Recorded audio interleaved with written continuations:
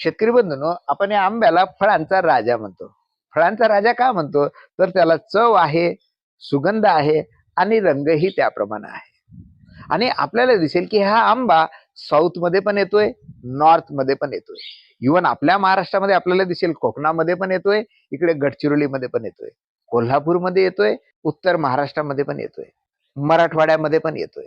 म्हणजे हा आंबा सगळ्या वातावरणात येणारं पीक आहे. इतर पिकं मात्र तशी नाहीये. डाळिंब विशिष्ट भागात येत आहेत, संत्रा विशिष्ट भागात येतोय, परंतु हा आंबा सगळ्याच प्रकारच्या वातावरणामध्ये येतोय. आणि म्हणूनच कदाचित याला आपण फळांचा राजा म्हणतो. या आंब्यामध्ये व्हिटॅमिन ए मोठ्या प्रमाणात आहे, जे डोळ्यांसाठी चांगलं आहे. व्हिटॅमिन सी मोठ्या प्रमाणात आहे, जे आपल्या स्किनसाठी चांगलं आहे. त्याच्यामध्ये फायबर्स खूप मोठ्या प्रमाणात आहेत, जे पचनासाठी चांगलं आहे. त्यामध्ये अनेक पौष्टिक घटक पण आहेत, जे आपल्या शरीरासाठी खूप छान आहे. आणि मग असा फळांचा राजा जर आपल्या घरी असेल तर